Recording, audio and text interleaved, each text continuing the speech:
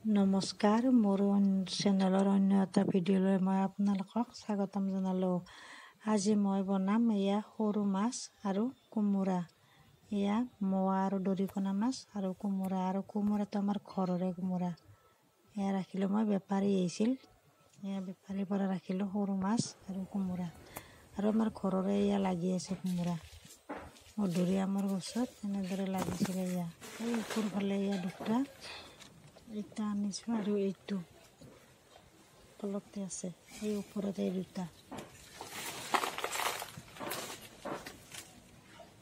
যিমান যি হ'লেও ঘৰৰ বস্তু খুব ভাল লাগে।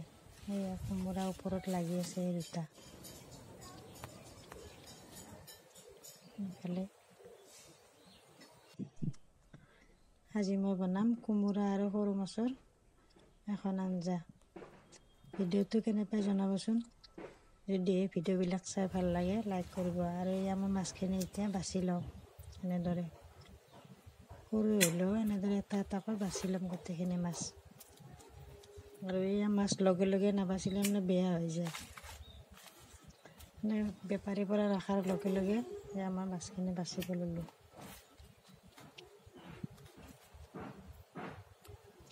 ভিডিঅ'টো শেষলৈকে চাব। যদি এই ভিডিঅ'বিলাক চাই ভাল লাগে লাইক কৰিব। কাৰণ ভিডিঅ' দি নিদিলে কিবা বেয়া লাগে, সেয়েহে দি আছোঁ আৰু এনেদৰে।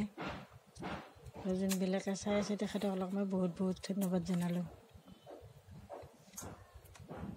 কিছুমানে এইবিলাক সৰু মাছ এনেদৰে ধুইয়ে খায়, কিন্তু এনেদৰে ধুই খালে ভাল নালাগে। সৰু হ'লেও আৰু পেটা আছে না, এইবিলাক পেটুবিলাক তিতা লাগে। এইবিলাক পেটু আমি পেটা বুলি কওঁ, কিন্তু এইবিলাক তিতা লাগে। কিছুমানে এয়া সৰু মাছ এনেদৰে নাবাচাকে ধুইয়ে খায়। আমি কিন্তু এনেদৰে নাখাওঁ, এনেদৰে বাছি এটা এটাকৈ এইবিলাক উলিয়াই বাছি খাওঁ।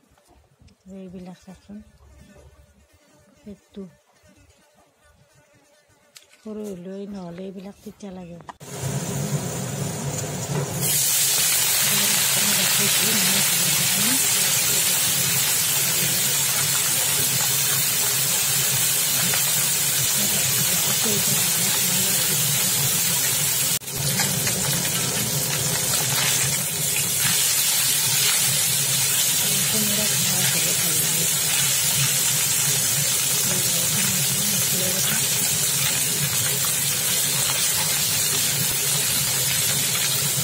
এইকেইদিন খুব ঠাণ্ডা, বতৰো ভালে দিছে, বৰষুণ দুই এজাক, অলপ ঠাণ্ডাৰ ভাৱ আহিছে।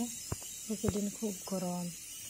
এয়া মোৰ মাছখিনি অলপ ভাজা হৈ গ'ল আৰু মই গোটেইখিনি মাছ এনেদৰে ভাজি ল'লোঁ। এতিয়া মই ইয়াত মাছ ভজা তেলখিনিতে শুকান জলকীয়া, অলপ পিঁয়াজ আৰু এইখিনি আদা নহৰু বটা, জলকীয়া বটা আৰু মাছ ভজা তেলখিনিতে দি দিছোঁ। ইয়াত মই কোমোৰাখিনি দি দিম। এইখিনি ভালদৰে মছলা ভাজি লওঁ। বেছি মছলা একো ব্যৱহাৰ নকৰোঁ। আৰু ইয়াত দিলোঁ মই হালধি আৰু নিমখ দিম আন্দাজ মতে, আৰু অকণমান জিৰা গুড়ি দিম। বেলেগৰ মছলা একো নিদিওঁ, এনেদৰে দিব।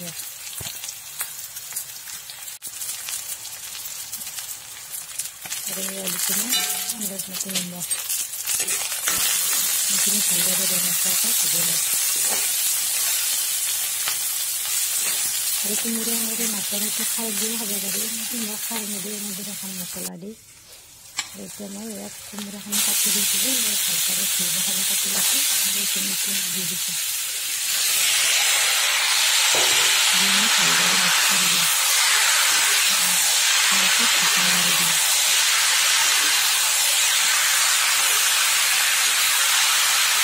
চবেই বনাব জানে আৰু কিন্তু চবৰে বনোৱা পদ্ধতি বেলেগ বেলেগ, সেয়েহে দিলোঁ মই কেনেদৰে বনালোঁ। আৰু এয়া মই দিছোঁ জিৰা গুড়া অকণমান, এইখিনি আৰু আদা নহৰু বটা, অলপ পিঁয়াজ, জিৰা গুড়ি, নিমখ হালধি আৰু বেলেগ মছলা ইয়াত অকণ দিওঁ। এতিয়া এইখিনি ভালদৰে দি মই ঢাকন মাৰি দিওঁ। অলপ সময় ঢাকন মাৰি দিয়াৰ পিছত এইখিনি অলপ সিজাৰ নিচিনা হৈছে। এইখিনি অলপ আৰু লাৰি দি আৰু অলপ সময় ঢাকন মাৰি দিওঁ। ইয়াত মই মাছখিনি দি দিলোঁ, মাছ ভজা মাছখিনি ইয়াত দি দিছোঁ। ইয়াত অকণমান লাৰি দি আৰু মই ঢাকন মাৰি থৈ দিওঁ।